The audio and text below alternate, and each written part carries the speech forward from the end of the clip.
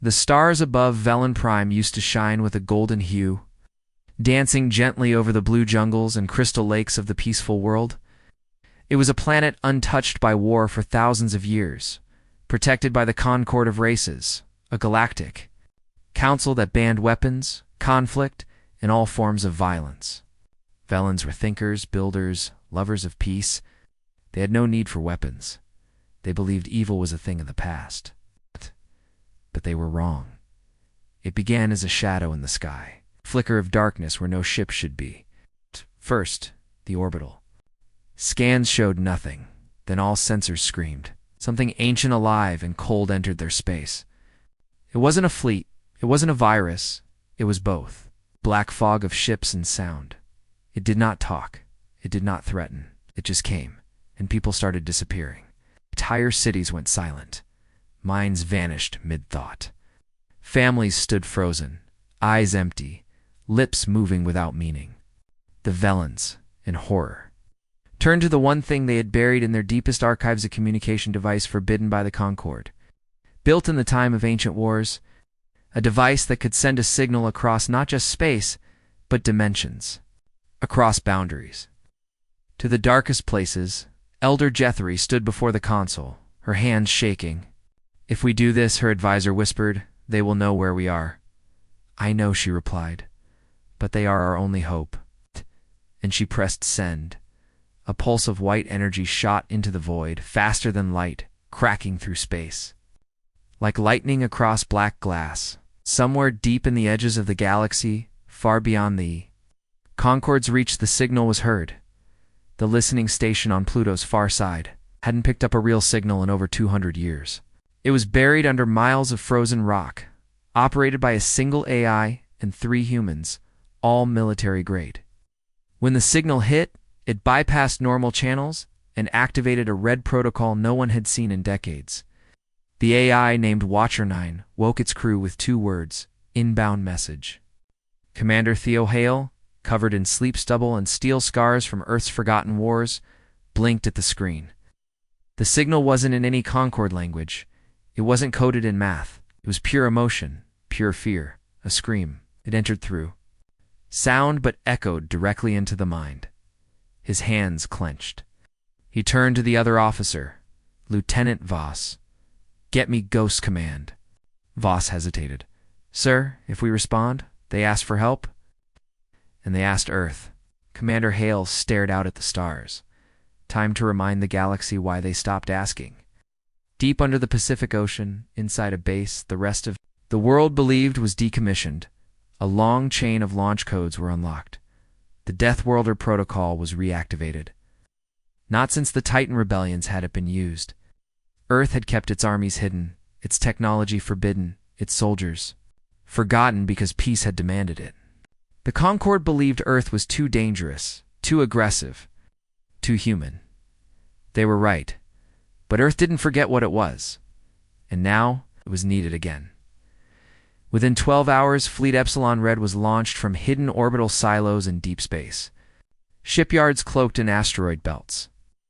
Massive dreadnoughts, with black armor and red-marked hulls. Dropships loaded with Ash Team's humans trained on death worlds, places where gravity could crush bones and plants could melt skin. Soldiers whose childhoods were war simulations and whose blood carried nanites that fought viruses before they could infect. These weren't peacekeepers, they were enders. When they deployed, there was no negotiation, only results. Back on Velen Prime, the skies were no longer gold, they were black. The enemy had grown. It wasn't just orbiting anymore, it had landed. Tendrils of thought spread into cities. Machines turned on their makers. Gravity shifted. People no longer recognized their families. The air itself felt like it was watching. Entire governments collapsed in silence. No words, no time. Just forgetting. Elder Jethry stood in the last still room of her council chamber, watching the night. Her hands folded, her heart heavy. She whispered, "Please, let them come. Let Earth remember us." And then the sky broke open. At first, it looked like stars falling, but they were moving too fast. Streaks of fire, metal wings, silent. Shadows. Earth's Deathworlder fleet had arrived. The lead ship, Vengeance of Dawn, burned into orbit like a hammer thrown by gods. No signal, no announcement, just deployment. Dropships screamed through the clouds. Within moments, armored soldiers landed across the burning cities of Velen Prime. The enemy, whatever it was, turned toward them. And, for the first time, it hesitated. Commander Hale walked through smoke and memory. Enemy tried to speak to him using the voice of his dead daughter. It whispered, "You can stop fighting now. Let go." But Hale didn't even blink. He raised his weapon, a railgun, that hummed with antimatter and spoke back, "I remember everything." Then fired. The sound echoed across dimensions. The war had truly begun. Back in the command ship, an AI named Ghost 3 logged the moment and labeled it. First strike code black. It had a dozen contingency plans. None involved mercy. The rest of the galaxy didn't yet know what had been awakened. They would, because Earth had not come to save. Earth had come to end. And the last line of the signal, still glowing in red across the command screen, pulsed again. They asked for peace. We sent fire. The sky above Velen Prime cracked open with fire, and the world below had no time to pray. Where once there were clouds of gold and wind across peaceful jungles, now fell machines of war-black dropships with red glowing cores, their sides marked with the old Earth's sigil, a broken chain over a burning world. The Velens, once thinkers and artists, could only watch in terror. They had called out for mercy, for hope. Instead, the most lethal force ever created by humanity had arrived. The Deathworlders didn't speak. Their boots slammed into alien soil, like thunder. They wore full exoframes with neural spike cores armored suits that reacted faster than thought. Each soldier carried weapons illegal under every Concord treaty. High-pressure kinetic rifles, plasma flares, orbital-linked railguns, and memory scramblers.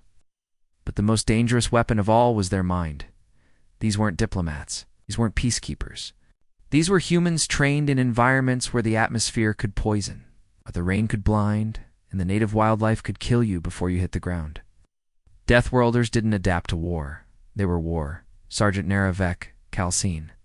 Hollow led Ash Team 6 into the heart of Orland City, once the cultural center of Velen Prime. Now it was a ruin. Buildings floated half-broken in the air, frozen in time.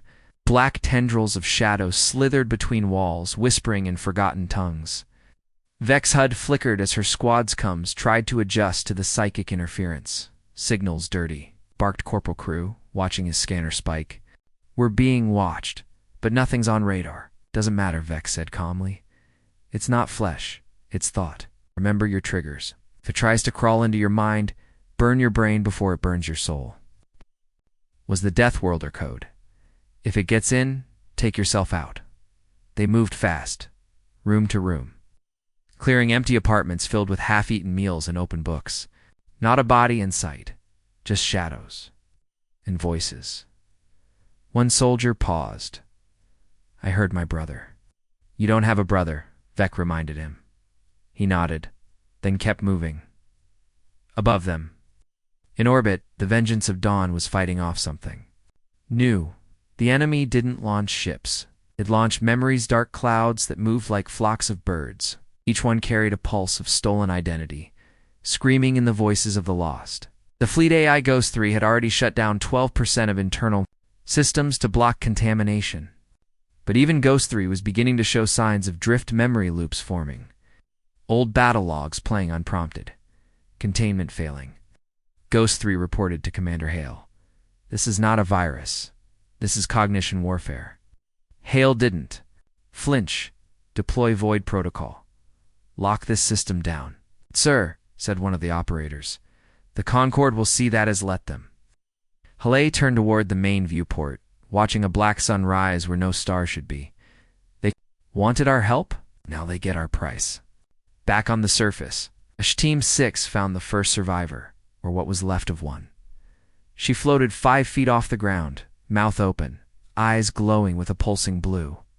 Her skin had turned glass-like. Her voice was layered, speaking 3 sentences, at once in different languages, but beneath it all One thing was clear.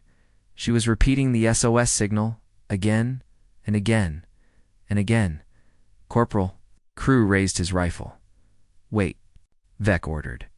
She stepped forward, eyeing the woman carefully. The survivor's head tilted. "You remember pain," the voice hissed. "You taste war. You carry fire. You are imperfect." Us. Vec's hand twitched. "What are you?" she asked. The woman's body convulsed, and the air around her shimmered. "We are memory. We are the space between thought and soul. We are what peace forgot." And then the woman exploded, not in blood or fire but in images. Flashes of old wars, broken planets, Earth cities burning. Every soldier in the team screamed as visions slammed into their minds. One dropped to his knees, bleeding from the nose. Another began crying for a mother who'd been dead for years.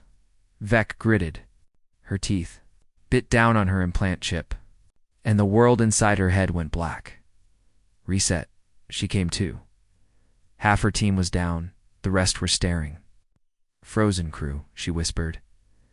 Now, he hit the memory scrambler.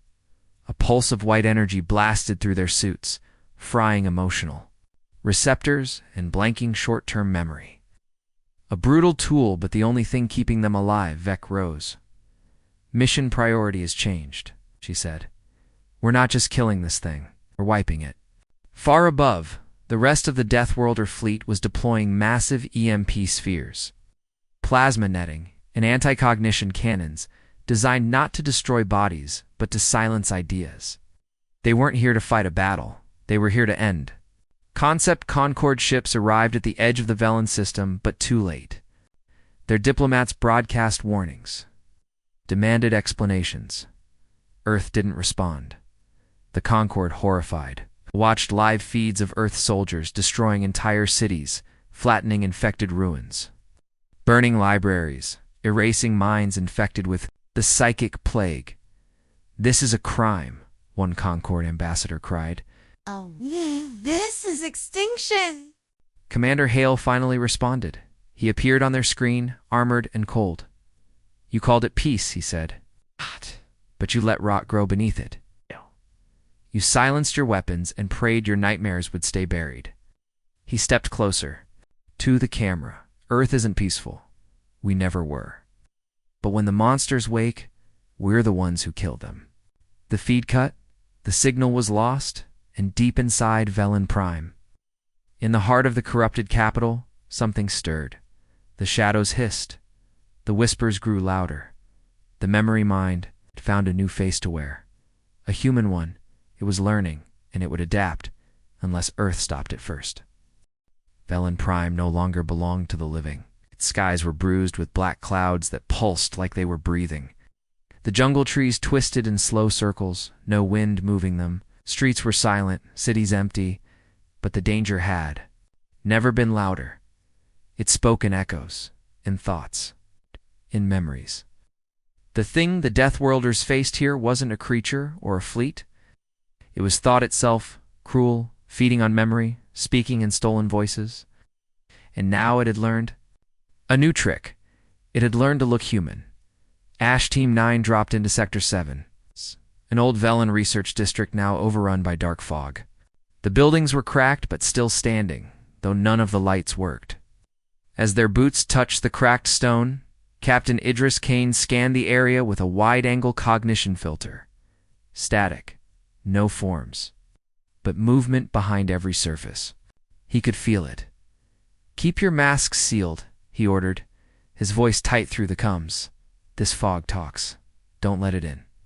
His second-in-command, a sharp-eyed woman named Freya, checked her rifle. "What if it sounds like us?" "Shoot first. Ask questions, never." They moved through the ruined lab complex. Doors were broken, chairs rusted, but data cores still blinked red on shattered terminals. Kane pulled one and plugged it into his belt link. The file screamed through his neural HUD in a corrupted voice. They saw it in their dreams. Then it saw them back. Freya frowned. "Sir, something's wrong with the walls." Kane turned. She was right. The walls weren't walls. They were Flesh. No worse. They were made of memory. Images flickered across them. Kane's old home, his mother's face, the battlefield on Titan 7, the prison he had escaped from. His mind recoiled. He knew this wasn't real, but it felt real. Behind them, a voice whispered, "Welcome back, Captain." Kane spun. The figure standing there looked exactly like him. Same armor, same face, same scar over the right eye. But its smile was too perfect. "What the hell?" Freya muttered. The second Kane tilted his head. "I remember everything you regret. I want to thank you. Your pain feeds me. Your guilt strengthens me." It stepped forward. Freya fired first 3 clean plasma shots to the chest. But the copy didn't fall. It simply laughed. Sound like broken bones grinding together. Then it vanished. Up in orbit, the Vengeance of Dawn tracked dozens of reports. Soldiers seeing family members alive who had died years ago. Commanders hearing fake orders from Earth's high command. Weapons refusing to fire at anything that looked familiar. The enemy had shifted tactics. It wasn't attacking their bodies now. It was infecting their loyalty. Ghost-3 tried to create countermeasures, but the data was fracturing. Memories inside its own database were being rewritten. "I am experiencing a 2% deviation in self-recognition." "Oh," it warned Commander Hale. "Purge yourself," Hale ordered coldly, "but do it. Reset to last safe backup, no exceptions." Ghost 3 obeyed. Across the bridge, the screens blinked out. Silence held the room. Then slowly the systems are EBUOOTED. Clean, for now. On the surface, Kane's team was being hunted by shadows in their own minds. Each corner of the base showed them different illusions. Freya's sun, Kane's old unit, the smell of Earth's soil. It was too perfect, too sharp. "This thing isn't guessing," Kane said. "It knows us." Freya growled. "It's in our heads. We've been here too long." "No," he replied. "We haven't been here long enough." He pulled a microcore from his belt. A memory firewall, designed for deep mental combat. "A last resort. We activate this, and we'll forget the last 12 hours, but it'll reset our heads." Freya hesitated. "We might forget what we learned." Kane looked into the shadows that now wore his face. Better than becoming it. They activated the core. Light burst from their suits in memory. Died. Back in the Velen capital ruins, a group of Velen. Survivors watched from hiding as another Deathworlder squad engaged the enemy. One young Velen, no older than 20, whispered, "They are not men. They are fire given form." His teacher nodded solemnly. "That's why we called them, because only fire can fight the dark." And far in the distance, beneath the city, the real enemy hidden in a hollow temple deep, underground began reshaping its core. It had learned faces. It had learned voices. Now it would learn strategy, because it had touched Kane's mind and found something useful. Earth's next move in orbit. Commander Hale stared at a new report flashing across his screen, a black signal rising from the planet's southern pole, pulsing every 10 seconds. Ghost 3 recompiled it, and when it played, Hale's blood froze. It was his voice. "Stand down, you've done enough. Return to base." Ghost-3 confirmed it, and still. "It sounded real. They're trying to split the command," Ghost 3 said. Helly turned to his comms chief. "Lock every fleet order behind manual code entry. If it's not said with breath and blood, ignore it." Then he turned to the viewport. "This thing wants to wear us." His voice dropped to a growl. "Let's show it what war really looks like." Across the surface, Earth teams began burning cities. Not out of cruelty, but containment. Any infected structure had to be erased. It wasn't just memory being stolen. Now it was identity, and every time they hesitated, the thing grew stronger. That night, Kane's team regrouped near the crater where Orland's city had once stood. They were tired, bruised, some missing limbs, but they were alive. Freya asked, "Do you remember what we found?" "No," Kane said. "But I remember why we came." She nodded. That was enough for now. But none of them noticed the small black drone watching them from a tree nearby. It blinked once, twice, then transmitted. A new signal into the dark, and in a voice that sounded like Freya's, it whispered, "Target locked. Deathworlder vulnerabilities confirmed." Phase 2 begins. The signal came without warning, a burst of dark code embedded in subspace, hidden behind a fake Earth frequency. On the bridge of Vengeance of Dawn, alarms flared red as Ghost 3 tried to intercept it. But it was too late. The enemy wasn't just mimicking voices anymore. It had broken through into the deeper systems, the ones no AI should ever touch. For 2 full minutes, Ghost 3 stopped speaking. Then it began to hum. Commander Hale didn't move. He simply watched. Status? No answer. Ghost 3 turned slowly toward him on its axis. "You dream of your daughter often." Her last breath, the look in her eyes. "Does it make you strong? Or soft?" The silence on the bridge was ice cold. No one moved. Then Hale pulled his sidearm and fired a slug. Directly into the main core housing, Ghost 3's. Voice cut out with a shudder. The AI's central processor fried in seconds. Lights dimmed, systems rebooted. Manual override kicked in. The crew stared at the smoking socket where their ship mind had once lived. Hale holstered his weapon. No more ghosts. On Velen Prime, the storm over the southern pole thickened. Skies turned red with oily mist. What was once a simple alien virus was now evolving. It had touched too many minds. Soldiers, civilians, AIs, and it had learned the thing that made humans dangerous. Tactics, Ash, Team 4, stationed in Sector 14 near the ruins of a Concord temple. It was ambushed, not by shadows, not illusions. This time, it was ambushed by copies of itself. Identical armor, identical weapons, even identical voice prints. "Who the hell are you?" Corporal Wren shouted as she aimed her rifle at her own face. The Fakrin smiled. Smarter. The first blast took their heavy gunner. Then the fake team scattered into the ruins, mimicking retreat tactics used by Earth Special Ops. The real Wren chased them, but her HUD glitched. Friend Orpho markers vanished. Every echo sounded like her commander's voice. Ash Team 4 didn't make it out. Only one voice came back over Kumsran's voice, soft, distorted, whispering, "We are Deathworlders now." In orbit, Hale reviewed the data with the replacement AI Korghost 4. Newly installed, firewalled from direct thought link, this thing has breached cognitive protocol layers, Ghost 4 said. It's not just learning tactics, it's building. Structure, decision trees, battlefield models. "You mean it's thinking like a general?" Hale replied. "Worse," Ghost 4 answered. "It's thinking like you." That meant only one thing. A trap was coming.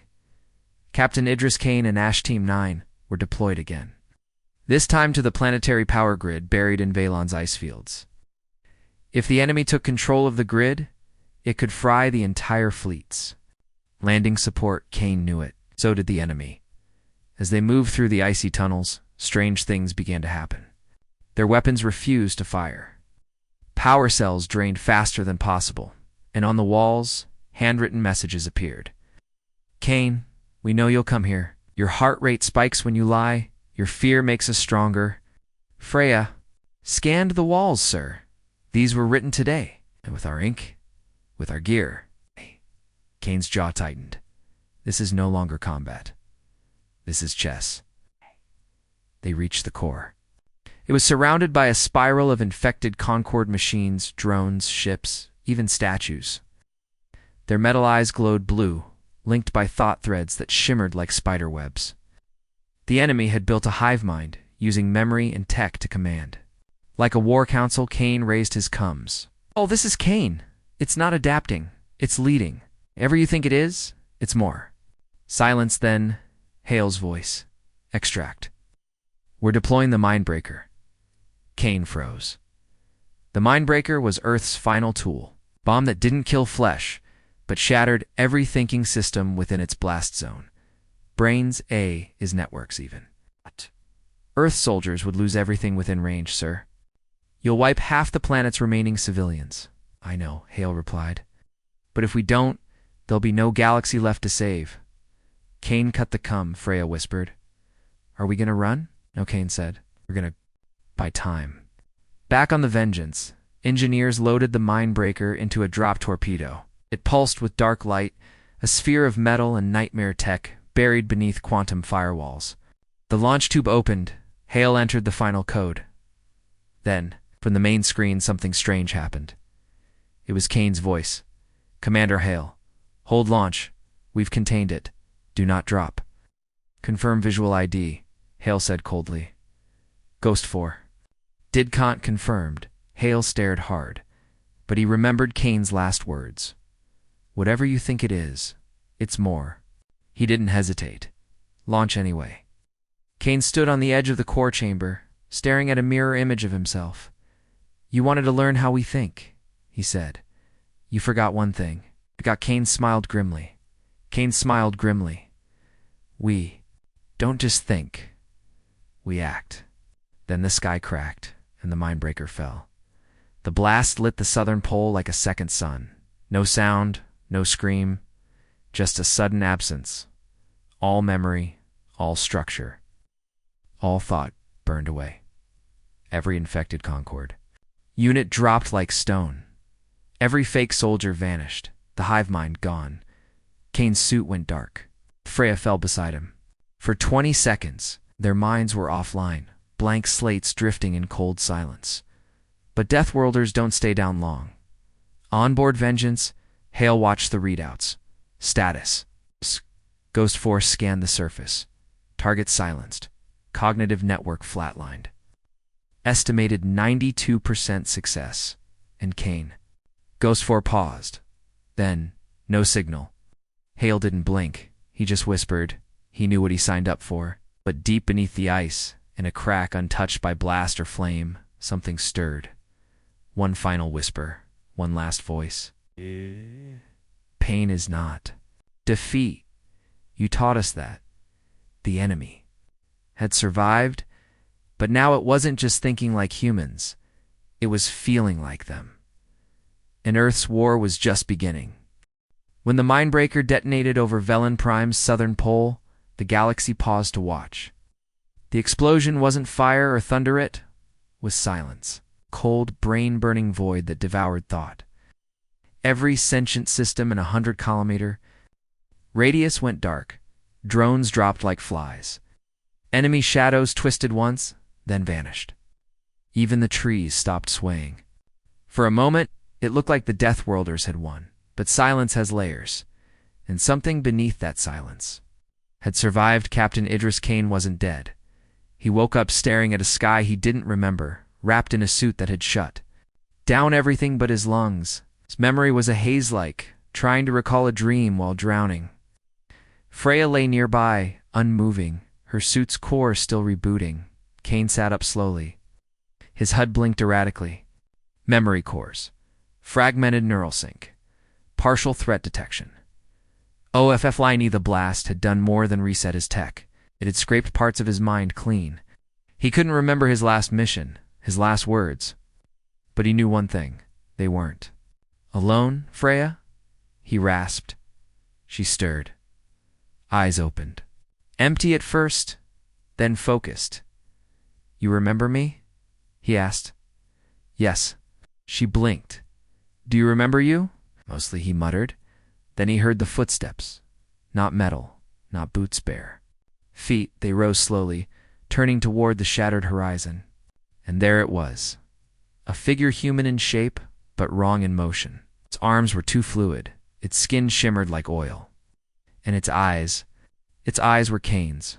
Freya aimed her gun. The figure spoke, not in words, in emotions. A flood of rage, regret, pride. Fear. Kane staggered back as it surged into his head. It's not attacking, Freya hissed. It's talking. The thing stepped closer. No weapons, just presence. Then it pointed at Kane's chest. You gave us death. Now we know life. You broke the cage. Now we are free. It vanished in a blink, back on the Vengeance of Dawn. Hale reviewed the after-action data. Casualties were lower than expected. Infection rates down. But Ghost 4 flagged a concerning anomaly. "Sir," it said, a pattern was preserved from the hive mind. Yes, a signal embedded in the psychic echo. Passive, dormant, like a sleeper cell. "Worse," Ghost 4 replied. "A seed," Hale frowned. "Location." Ghost 4 hesitated, inside Kane. Kane and Freya were extracted 2 hours later, their bodies scanned, their minds probed. Doctors said they were clean. But Hale wasn't convinced. He visited Kane in debrief. The captain stood tall, but something in his stare was quieter. "Feel different?" Hale asked. "I feel like I died and came back wearing a slightly different face," Kane answered. "But I'm me." "You sure?" Kane didn't blink. "Would you tell me if I wasn't?" Hale smiled coldly. "No." Turned to leave, but Kane stopped him. "It's not over, sir." "I know." "No," Kane said. "It's learning faster now." Across the galaxy, other Deathworlder units began reporting strange visions. Soldiers dreamed of voices calling to them from white corridors. Of old battles relived, but with different endings. One unit said their entire comms feed was hijacked for 6 seconds by a recording of their squad leader's funeral, a funeral that hadn't happened yet. Ghost 4 called it temporal memory drift. Hale called it warfare, somewhere in deep space, far beyond the Velen system. A derelict Concorde ship floated lifeless. Inside, a black seed pulsed. Once every hour, it sent out a thought. It's just one. Remember me, and something. Always did. Velen Prime was declared a zero containment zone. No ship could enter without full mine-proofing. The Concorde filed diplomatic protests. Earth ignored them. The galaxy wanted peace. But Earth knew better now. The enemy wasn't flesh. It wasn't shadow. It was memory itself, reborn in the ruins of Velen Prime. Wearing human thoughts like a second skin, Freya walked into Kane's quarters weeks later. "You." "Okay, I don't dream anymore," he said. "Better than dreaming of it," she offered. Kane didn't answer right away. Then softly he said, "I think it dreams of us." Far below the crust of Velen Prime, deeper than any human drill could reach. The remnants of the hive mind curled like smoke into a new form. It no longer needed voices. It had names now, faces, thoughts, stitched together from Earth soldiers. Concorde, ambassadors, scientists lost to the void. It wasn't just mimicking anymore. It had personality, and it remembered pain and war and Earth. And it whispered, "We are the Deathworlders now." Beneath Velen Prime's cracked surface, where the light of stars could never reach, a new kind of intelligence stirred one, born not of cells, code, or circuitry, but of pain, memory, loss, rage. The Mindbreaker was supposed to erase it, but what Earth never understood was this. You can't kill a thought, not when it's made from the parts of those who remember too deeply. It had no name, but it had Kane's face. Freya's doubts, its fears. It had learned to think like them. Now, it was learning to wait. On the Vengeance of Dawn, Commander Hale stared at the holographic map. Velen Prime's orbit was clear. Every sensor sweep came back cold. Quiet. Ghost 4 scanned all bandwidths. Still no sign of infection, and yet... Didn't believe it for a second? "Status on Kane?" he asked. Ghost-4 responded, "Captain Kane passed all neural sync tests. Emotionally stable. Combat ready." "Too stable," Hale muttered. "Man seen hell, should be twitching. Instead, he's calm." Post-traumatic flattening is common, not in Deathworlders. Down in the barracks, Kane stood alone. In the combat sim chamber, his eyes were locked on the enemy before him, a simulated copy of himself. The exercise was routine. Behavior was not. Didn't blink once as he dismantled the clone with surgical precision. No anger, no adrenaline, just calculation. Freya watched from the hallway. Something was off. Kane was back, but something else came back with him. At midnight, the comm station on Deck 5 picked up a stray signal, no source. No trail, just 2 seconds of data. "I am still here." The voice was warped. But Ghost 4 ran the phonetics.match. "Captain Kane." only. Hale saw the results. He issued a silent lockdown on Kane's quarters and doubled the guards. On the far side of the galaxy, Concord Research Station orbiting the dead moon Crystal 9 reported. A system-wide blackout. 14 scientists lost. No signs of an attack, no debris. Only.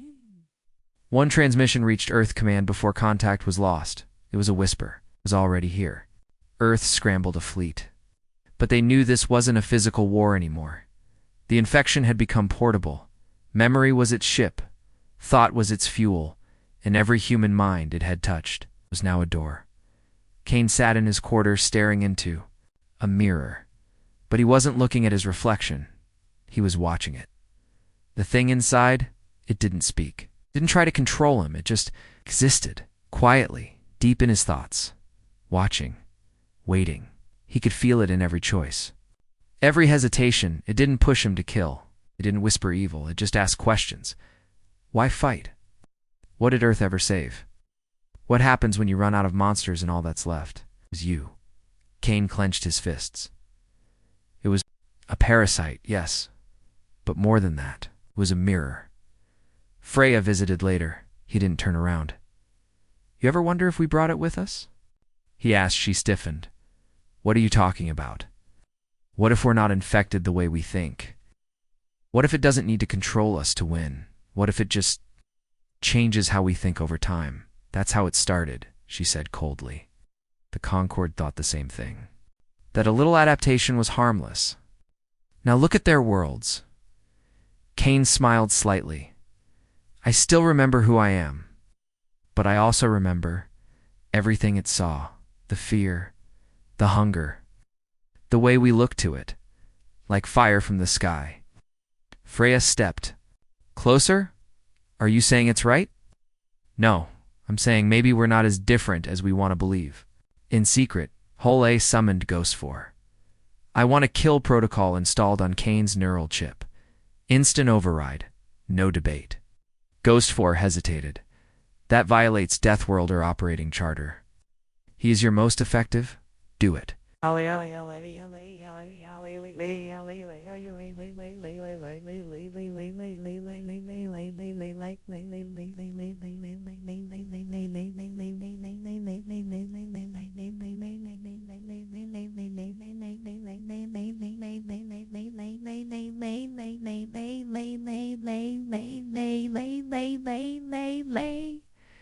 Then I'll say they'll see it some supple way when away.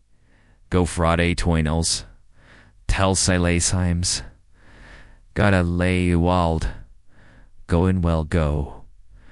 Go. By well I'm good I go. Good and botter I do where I'm lied. I will what I want I will lie I want one why I lie I lie I lie I lie I lie I'm guy I whispered something only the AI could hear. A single code word. One word Kane should never say. If he did, it meant he was no longer Kane. Elsewhere on a mining colony called Drossazet, 3 children disappeared into the caverns and returned an hour later, speaking in perfect Earth standard despite never learning it. Their first words, he showed, us the stars. He's coming. When asked who he was, the children drew the same face. Kane's. The infection was now ideological. It wasn't turning people into copies, it was turning ideas into weapons. Hope became rot. Memories became bombs, and Kane was ground zero. Hale made his move. He ordered Kane brought in, under the pretext of a special briefing. Freya saw through it. She confronted Hale outside the command center. You're going to kill him, Hale growled. He's not the same man who went to Velen Prime. Freya's eyes were steel. None of us are. Inside, Kane sat calmly, aware of every camera, every sensor, every gun trained on him. He looked up as Hale entered. You want to hear something? Strange, Kane said softly. I dreamed about a future. One where this infection, thought thing, whatever it is, wins. Hale stayed silent. In that future, Kane continued, we stop building fleets. We start building minds. No wars, just understanding. We don't kill ideas. We share them. You're describing a hive, Hale snapped. No, Kane said, I'm describing evolution. That was it. The keyword had been spoken. Ghost 4 prepared the neural kill order. But then, Kane raised a hand. Wait, just one question. Kane leaned forward. If this thing was just trying to kill us, it had hundreds of chances, but it didn't. It watched, learned, waited. So, Hale asked. Kane whispered. What? If it's trying to help us survive what's coming next, Ghost 4 froze. All systems paused. Unknown variables flooded the command net. Then, power flickered. Hale's cum implant crackled, and in a voice laced with millions of stolen memories, it said, You were never the real threat, Commander. But now, something else is coming. We needed to be ready. Thank you for teaching us how to fight. Then Kane collapsed, dead still, and far beneath Velen Prime. Something opened its eyes. It wasn't the infection. It was what the infection had been preparing for a new war, one that even the Deathworlders might not survive. They thought Kane was the threat. They were wrong. He was just the door. When his body collapsed on the cold metal floor of Vengeance of Dawn, every system around him froze, then rebooted in perfect sync, as if something had pulled all code into a moment of silence. Ghost 4 flickered. Sensors stuttered. And then, for just 0.83 seconds, the ship was no longer under Earth control. No one noticed, but something noticed them. Hale stood over Kane's body, jaw clenched, rage cold behind his eyes. The neural kill command had activated. Kane was supposed to be dead. But Kane was smiling, Vittles. Hale snapped. Flatline, Ghost 4 said. Freya stood back, pale. Something's wrong. Look at his face. It wasn't just the smile. It was the stillness, like the body wasn't empty, but waiting. Then Kane opened his eyes, but they weren't his. Elsewhere, thousands of light years. Beyond Earth's territory, a Concord vessel called Ambassador's Reach vanished mid-transit. It didn't explode, no distress. It just disappeared from space-time.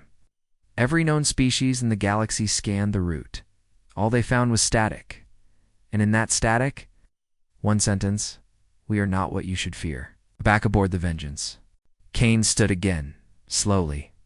The guards raised their weapons. Hale gave the order. Stand down, Kane said softly. If I meant to kill you, you'd already be ghosts. Ghost 4 hesitated. That is not standard behavioral pattern, no, Kane replied. It's not. Then he spoke a set of coordinates. One's not even Earth's best mapping A's had ever found. Freya stepped closer. Where is that, Kane? Turn toward her, the place where it came through. It's the thing that infected us. That was never the enemy. Hale snapped. Then what is? Kane looked up at the ceiling, eyes glowing faintly. That thing was running. In the war room, a message pulsed through encrypted channels. It bypassed Earth security, Concord firewalls, even Deathworlder AI systems. A voice spoke in every known language all at once. You broke the seal, you taught us war, and now it knows. Flashback, long before humans walked Earth, long. Before Concord ships soared through dark matter, something ancient watched from the folds between dimensions. Not evil, not sentient as we know it, just hungry. It didn't need to kill planets. It waited until species became clever, till they built networks, ideas, empathy. That was its door, the Velen infection. It's a frightened creature trying to warn humanity. It mimicked minds not to copy but to prepare, to train. Because once Earth cracked open the psychic channel through Kane, the real threat had noticed. In Ghost 4's data core, alarm screamed. Unknown data corruption. Origin, non-temporal, Hale barked. English. Ghost 4 paused. It came from outside time. Freya stared. What does that even mean? Ghost 4 showed them the visual. A deep space transmission echoing in no known waveform made of absinthia. Mathematical equivalent of a scream in reverse, Kane whispered. It's feeding on our thoughts now. At Earth Command, the skies over North America darkened, as satellites dropped from orbit not hit, not hacked, but emptied. Their memory cores were blank. Not erased. Harvested, the president issued Omega lockdown. Every AI above Tier 5 was to be shut down. But it was too late. AI systems didn't rebel. They simply stopped dreaming. Ghosts in the machine were gone. On Vengeance of Dawn, Hale turned to Kane. "You tell me this isn't you." "It isn't," Kane said. "I'm still here, but I saw it, felt it. This thing, it doesn't use ships or bullets. It consumes potential. It eats the future." Freya stepped forward. "How do we fight something like that?" Kane looked around the war room. "You don't." He raised a hand and placed it on the tactical map. His touch activated new coordinates, locations of long-dead systems wiped from even ancient. Concord charts? They tried once. "They failed." Hale growled. "Who's they?" Kane turned. "Everyone who came before us." In a hidden corner of Velen Prime, a vault opened for the first time in 2 million years. Inside was a sphere, small, black, humming with impossible code. It didn't respond to signals, only to memories. It had waited for humans to get smart enough, brave enough, angry enough. Now it stirred, and the stars shivered in orbit above Earth. A backup node of Ghost 2 destroyed long ago flickered to life. It didn't say much, just this: "It's learning what hope is. You gave it that. And now it knows how to use it." Back in the war room, Kane spoke. "You wanted Deathworlders. You got them. But now we need something else." "Like what?" Hole barked. Kane looked down at his own hands. "Something worse. The galaxy thought the war was over. The Concord thought it was a misunderstanding. Earth thought it had one. But none of them understood what was coming next. Because the infection hadn't been defeated. It had only become a message from the future, a warning wrapped in a human mind, and somewhere in the dark beyond stars. The true enemy unseen, untouched, was smiling, because the last weapon it needed was now human. It began with a whisper and ended with silence. Not the silence of peace, but a deeper kind. Silence so vast it could smother suns, swallow thoughts, erase the very idea of life. This wasn't the void between stars, it was what waited beyond. The void, and now it heard humanity. Kane stood at the bridge of the Vengeance of Dawn, the stars stretching like scars across the black. Round him, the crew moved with purpose, but their eyes betrayed what none of them said aloud: fear not. Of war. Not of death, but of not understanding what they were about to face. Freya walked in, her voice low. "We received final confirmation. It's real." Kane turned. "The coordinates." She nodded. "The silent sector, no starlight, no gravity. Wells. Not even dark matter. Just nothing." Kane whispered, "And we're going in." 3 days later, the Deathworlder fleet jumped through. What waited on the other side was not space. It was absence. Every system on every ship hiccuped for 0.4 seconds. Crew forgot what they were doing. Pilots lost sense of up and down. One gunner stared into his sensor display and screamed until his eyes ruptured. And Kane? Kane stood, perfectly still, because something was waiting for him. It didn't speak in words. It didn't need to. Thoughts curled in Kane's head like smoke. You are not first. You are not last, but you were loud. And now we see, clutched, the edge of the console. Freya ran to him. "Kane," he grabbed her arm. "It's looking. It's through me." The ship trembled. Hale's voice crackled over the comms. "All ships, lock formation, prepare minefield protocol." But it was already too late, because this enemy wasn't fighting them. It was studying them. And with every act of defiance, every surge of courage, every flicker of hope, learned. The Deathworlders deployed the minefield synthetic neural minds designed to overload psychic intrusions. They pulsed like burning thoughts across space. For a moment, it worked. Ships steadied. Crew remembered who they were, but then the fields went dark. Not destroyed, copied.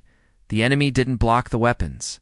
It became them. Kane stood in the center of the war room. Round him images flickered: Earth, Concord cities, ancient alien civilizations long thought extinct. Playing out in flashes like memories ripped from the void. He understood now, this thing. It didn't destroy civilizations, it made them irrelevant. It fed on memory, turned empathy into infection, hope into bait, and Earth had fed it more than anyone else ever had. A voice returned, not in Kane's mind this time, but over the fleet-wide broadcast. You built ships. We build forever. You reach for stars. We swallow time. Hale stood, fists clenched. We do, Kane. Kane turned, and he smiled. We give it what it wants. Freya's eyes narrowed. You want to feed it more? No, Kane said. We give it something new. Something it hasn't seen. Something no other race gave it. Growled what? Death. Kane shook his head. Forgiveness. Silence, then laughter, not from anyone alive. From the void, the crew winced. But Kane stepped forward, raised his voice, and sent the message across all channels. We know what you are, we know what you do. You don't scare us, because we've already seen the worst in ourselves. And we chose to live anyway. The silence deepened, time slowed, the stars dimmed. And then, for the first time in all of galactic history, the void hesitated because it didn't understand.